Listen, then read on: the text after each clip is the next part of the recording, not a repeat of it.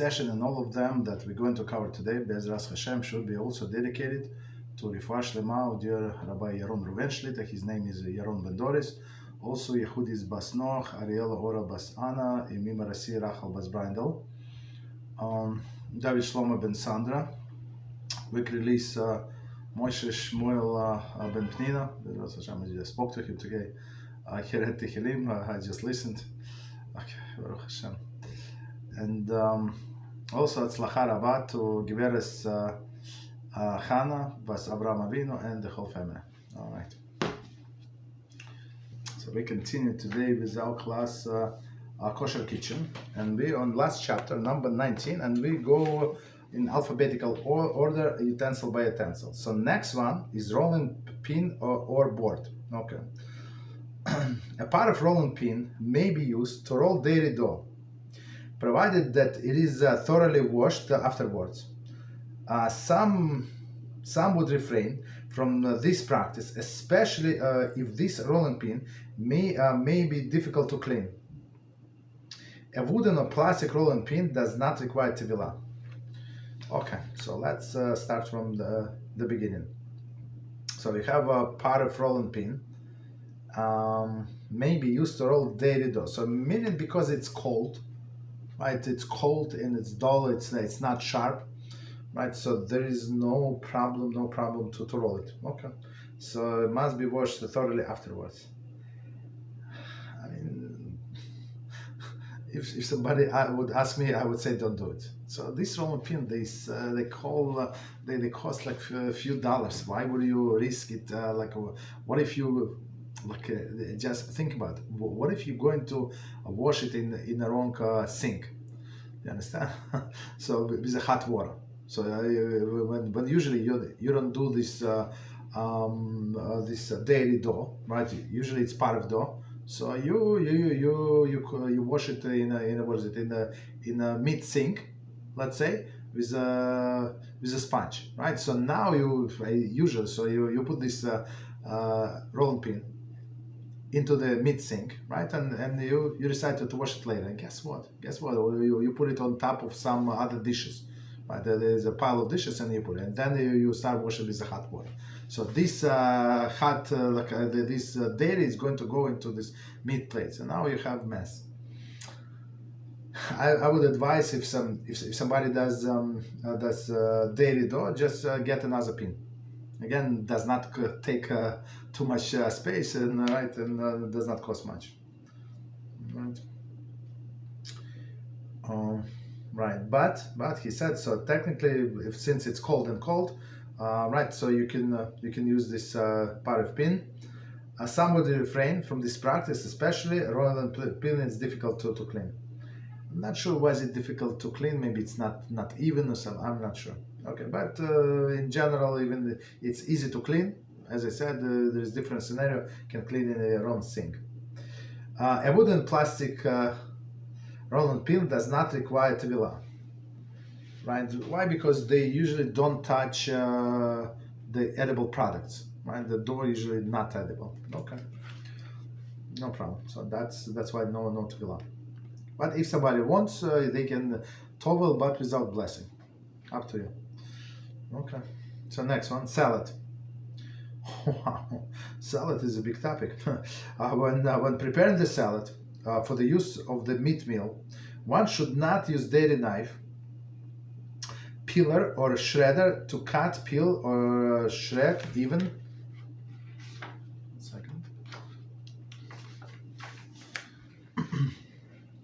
Even non-sharp vegetables for the salad. One who wishes to prepare salad for the use of both meat and dairy meals must use the part of knife, peeler, and shredders only. Right. It is preferable not to eat any salads remaining from the meat meal with the dairy meal. Often a spoon used to serve the salad touches the meat gravy, meat or gravy on the plate, and subsequently return into the salad. I'm not sure about that, but it's technically possible. Okay, so actually I thought it's going to be much longer, but it's not. That's it. So let's go over quickly and try to understand. So again, salad. When preparing salad for the use with a meat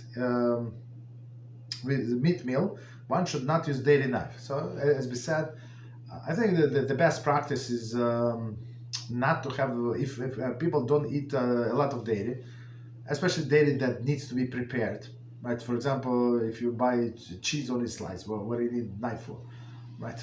Basically, you need a plate. You open up the package and that's it. So only if you buy the chunk of cheese and now you need to cut it yourself, that's a different story. So many times, like you would not need this dairy utensils, the peeler. So just keep it in a drawer. That's it. Never take it out. So that's what we do. All of the dairy in a drawer. So like you're not going to take it accidentally unless you know where is it. But on, for example, a knife, we have on the wall like magnets, right? So all displays. You cannot go wrong. So on this side you have all the red handles. You know it's for meat. Then on this side you have all of the black handles, meaning it's parf, and blue handles is for fish. You cannot go wrong. So, but we have a rule that nobody ever did something with a meat knife. Never ever. Like salads, only those knives. No, only those peelers. That's it. So of course, if you have guests over and right, and mother-in-law comes or your mother comes and now she wants to give you a lesson how to cook, that could be a little challenging, right? But still you have to say, mother, please, you are our guest of honor, please relax, or if you want, I can give you what to do, like give you all the utensils, you want to help, no problem. Okay. Right. So again, if it's meat salad, don't like salad is parf, but don't cut it even non-sharp things, right? Not sharp vegetables with a dairy knife. Okay. Now, knife, peeler, shredder, all these things. Okay. So why even in this case technically there's no problem? It is a problem. It is still a problem. Okay. So and one who wishes to prepare salad to eat with the meat and dairy, there is no problem. So salad is a salad. Right, for example, they want to put olive oil, right, or some part of dressing. There's no problem. You can eat with dairy. You can eat with meat, right? But must everything be done in a dairy, in a parf. But he said, right, it's preferable not to eat any salad remaining from meat meal with a dairy meal. So why he's saying that? So maybe the spoon that people use touch the meat or gravy in a plate. So usually, like if it's a part of salad, we will put there part of spoon, like a salad spoon, serving spoon. So usually, like we're very careful with this part of spoon not to touch anything meat. Okay. So next one, salad bowl and spoon. Okay, here we go. One may use the same salad bowl and spoon for a meat and dairy meals if they are washed between the uses. Okay. They should not be washed with either meat or dairy utensils. Okay. It is commendable to use a separate spoon, since they come into contact with both meat and dairy foods. Some punctilious individuals avoid even using the same bowl. Okay. Right. So let's do from the beginning. Okay. So salad bowl and spoons. Salad bowl.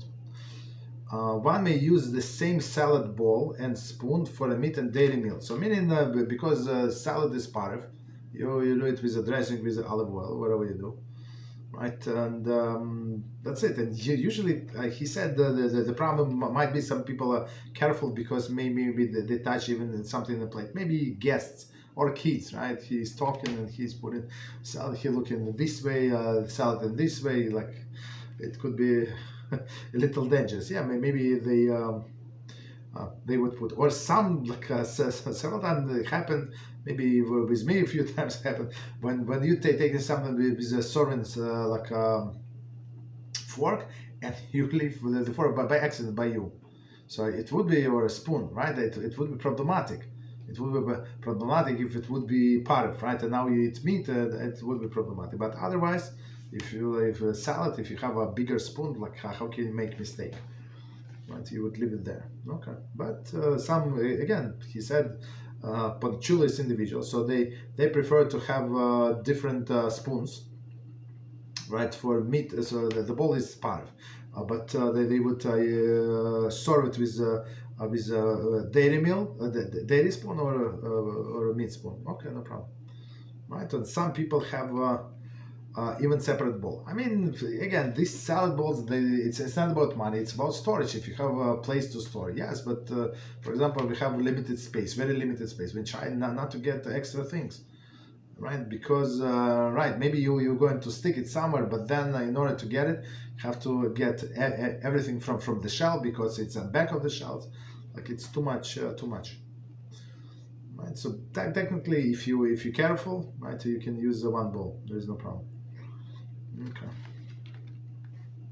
So next one is the salt shaker. Very interesting. Before the advertent salt shaker, salt was placed on the table in a dish. Right, here we go. I spoke about it yesterday, or when was it? Okay. In a dish into which the food was dipped. Exactly. And I'm not sure if it was advent of salt shaker. I mean, we did it not long ago. I was little. That's how we did. I mean, but we also had the salt shaker. I'm not sure what was the difference, but we still had this salt dish. Okay. Dip salt. Right. Just 1 second. Dip into or salt was taken by hand, exactly, to sprinkle upon the food. Therefore, the custom was that not to use the same salt dish for both meat and dairy. Today's salt shaker I used, and this reason no longer applies. However, since at times the salt shaker may touch the food, or since it may have food residue, right, one may residue on his hands, when grasping the salt shaker, common practice nowadays is to use the separate meat and dairy salt shakers. This is certainly commendable in a household with young kids, for sure. A salt shaker, unless it is plastic, required tevilah with bracha. So, right. So that's actually, it's very interesting, salt shaker. So yesterday I went to mikveh and to dip salt shakers. So we bought, because last few months we bought, they had this, what is it, the metal lids, and they got simply rusty. It was nice, galvanized. I don't know, like after some time they got rusty. You get rust together with the salt. So this time we bought, we will see how like a complete glass. Even if it's not even plastic, all glass. Right, so we'll see. So I went to mikveh and dipped them. Very interesting. So let's see. Salt shaker. Before the advent of salt shaker, so we had this salt dish, right? For sure, all people have for meat and dairy. Everybody knows that. So of course you have to make like different color or a different shape. Something like everybody knows this is for dairy and this is for meat. So for example, we keep our salt shaker for dairy on a shelf with all of the dairy utensils, right? The dairy plates, dairy bowls. There, so nobody would make a mistake. And plus, not only that, not only that it might touch the food, even it's not going to touch the food. But if there is the steam coming out of the food, steam is a residue. It can rest on the top of this salt shaker for sure. It's also a problem, right? And then, especially when person uses a salt shaker to put it in something in the cooking, while cooking. Okay, so that's for sure, it's problematic with the steam, right? So in older days, but even today, as he said, we have one for meat and one for dairy. So one problem is the steam, as I said. Another problem, as he said, soiled hands, right? And the third problem, as he said, is one may accidentally touch the food. Okay. Right. Commendable with the young kids. Right. I would say do it anyway. Again, this salt shaker costs a few dollars. It's not like a huge investment, right? Good idea to have dairy and meat. Next one, scale. One must weigh both meat and dairy foods. One may weigh meat and dairy foods on the same scale if the scale is a type that is always washed after use. It is preferable to place the foods in a plastic bag before placing them on a scale. The metal receptacle of the scale requires LevLeib is bracha. It's very interesting. Okay, so again, the scale. So we use a scale from time to time. So today you buy for a very small amount of money a scale, and it has minus. So what is it minus? So you put there on a scale ball, right? And there is a button, a few buttons you press, and it says that it knows that you're going to weigh in this ball.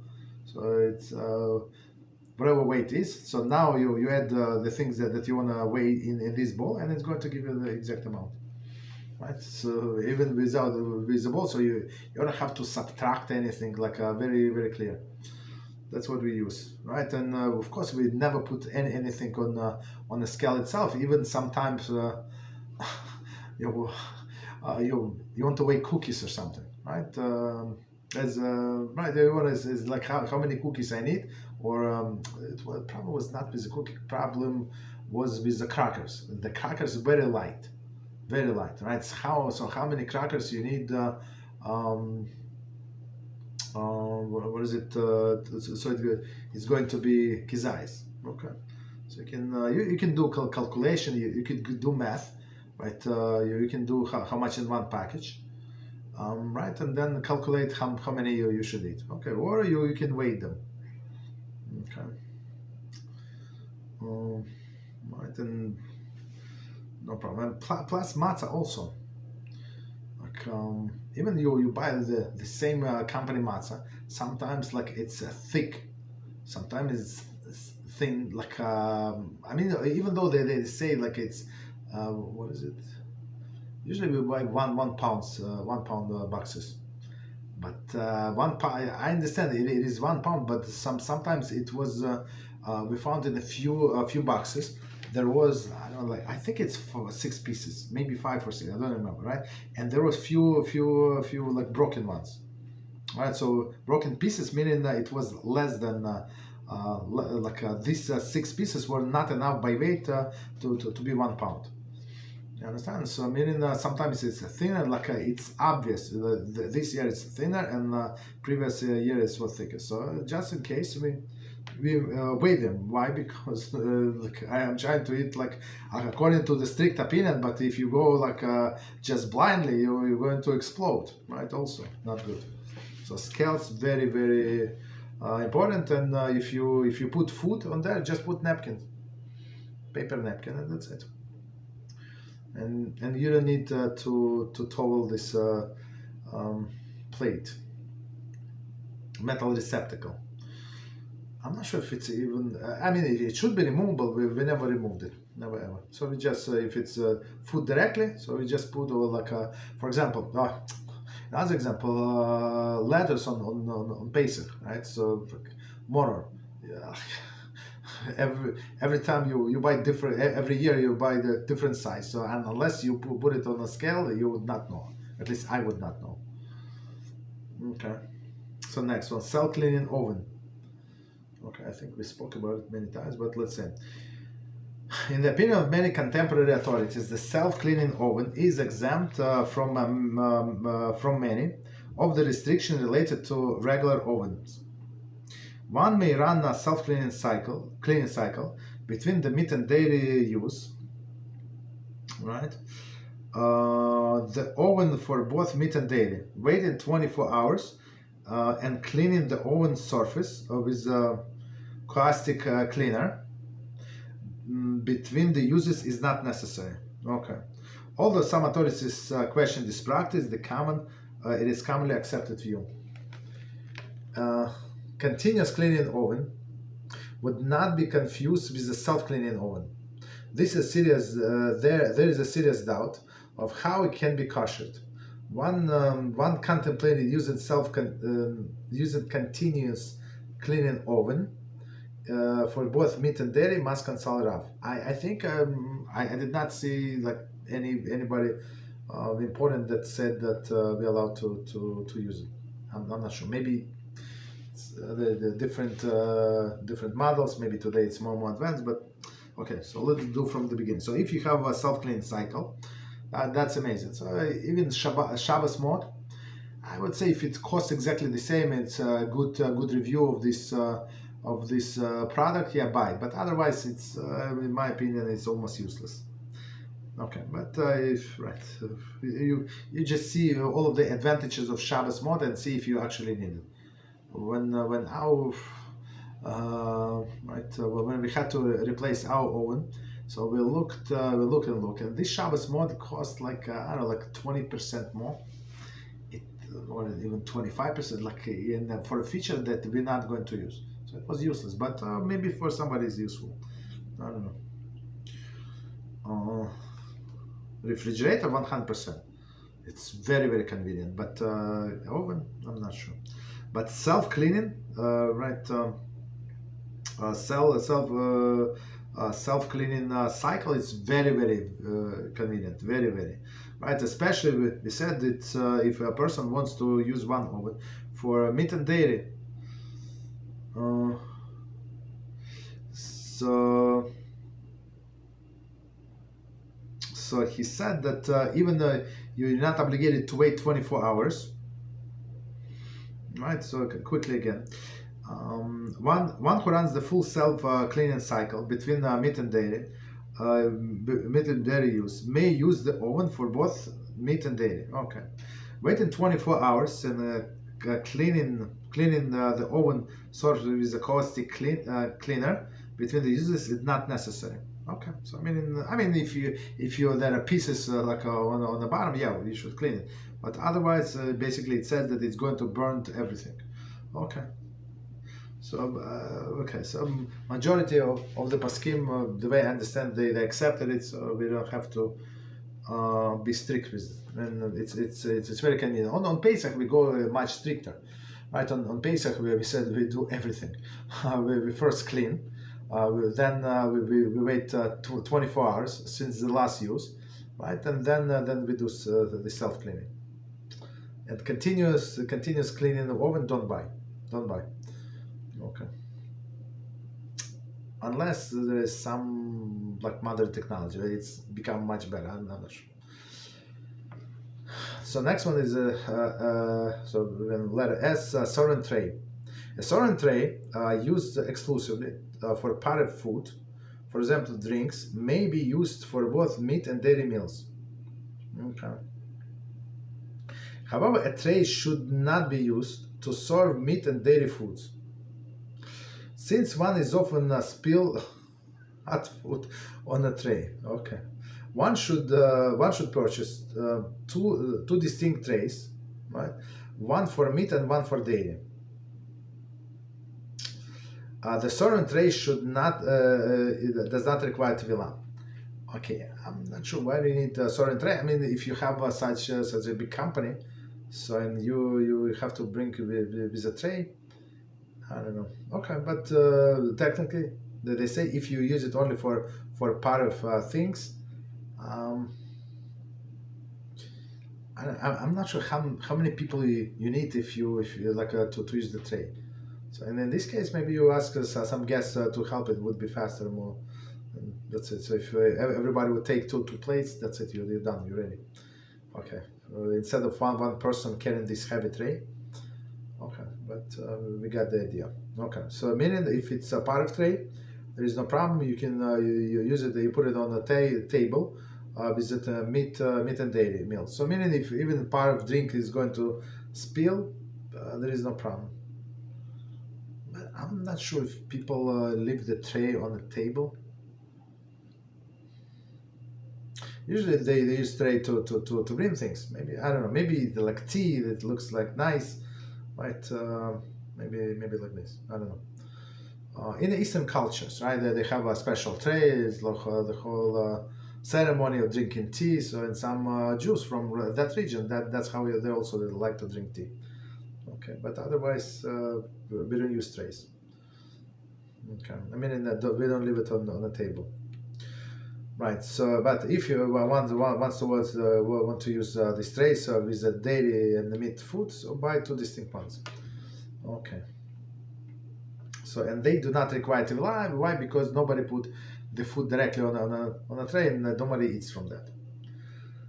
Next one is the sharp foods. Sharp foods include radish, garlic, onion, scallions, leek, horseradish, fresh olives. Not be confused with the pickled olive, right? Sour fruits or vegetables, meaning what? Like lemon, estrog, sour apples, and sour plums. I guess sour cherries as well. But okay.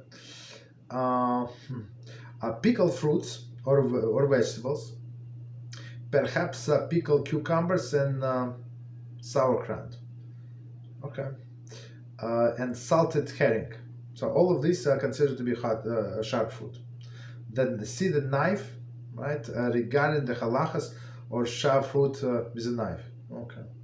See pot regarding sharp food cooked in a non-binyoma pot. So meaning right. So sharp food would absorb the taste faster. So we have to be careful with the knife. Okay. So meaning if you cut this food this sharp food with a knife, with a meat knife, so that this onions, the whole salad become meat, basically. That's what it is. So we have to be careful. Let me quickly read again the list. Sharp foods include radish, garlic, onions, scallions, leek, horseradish, fresh olives, sour fruits or vegetables like lemon, estrog, sour apples or sour plums, pickled fruits and vegetables, perhaps pickled cucumbers, sauerkraut, and salted herring. Okay. So, and problem, of course, as we said, with a knife. So once you start cutting sharp food, they would absorb the taste of the knife. Dull food, not so fast, but still, it's going to be. So we try to stay away from this. So let me quickly check time. So let's do maybe a few small ones and we stop. So next one, shears, right? Part of shears may be used to cut food, for example, vegetables for both meats and dairy meals. Okay. Poultry shears, however, should not be used for the foods to be eaten with dairy meal. Okay. Even if the shears are washed before the washing. Poultry shears require tevilah with bracha.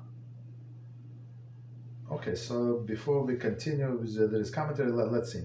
So shears, so I mean it's like a scissors, right? Part of shears may be used to cut foods and vegetables. So it's proper. So these scissors, the shears, are considered to be like a knife, right? That's they use instead of knife. I would recommend, does not say here, but I would recommend for fish have a separate pair. Again, they're not so expensive. I mean, I would say buy good ones. Good ones can cut through the chicken bones, right? So which is good. So you can portion better. For example, you don't want a huge portions. You want to make it a little smaller. So like to make it presentable, you just cut through the bones. Okay. Right, so I would say like I have the same as knives. Have one for each type. One for I guess 4. I would recommend 4 for dairy. I mean, if you use it for dairy, but we actually use it. You use it a lot for dairy. It's very, very convenient. Right, you use and another one for parv. So now you have two. Another one for meat, very convenient, and fourth one is for fish. Okay. Meat and dairy foods are made. Right. What's that? Sorry. Poultry shares, right? However, should not be used for the foods to be eaten with dairy milk. So meaning even I don't know what they want to cut what celery, right, or something, right? So like something, right? So meaning right, still you cannot if you wanted to eat it with a dairy milk. Even if the shares are washed before using, right? The wash is good, but again, as we said, it's like they have a status of knife. So washing of the knife, if they cut the sharp foods, it's not right. It's not going to work. Okay. Poultry shares required tevilah with bracha. I'm not sure why he's saying only poultry. Like if it's like even meat, even the what is it?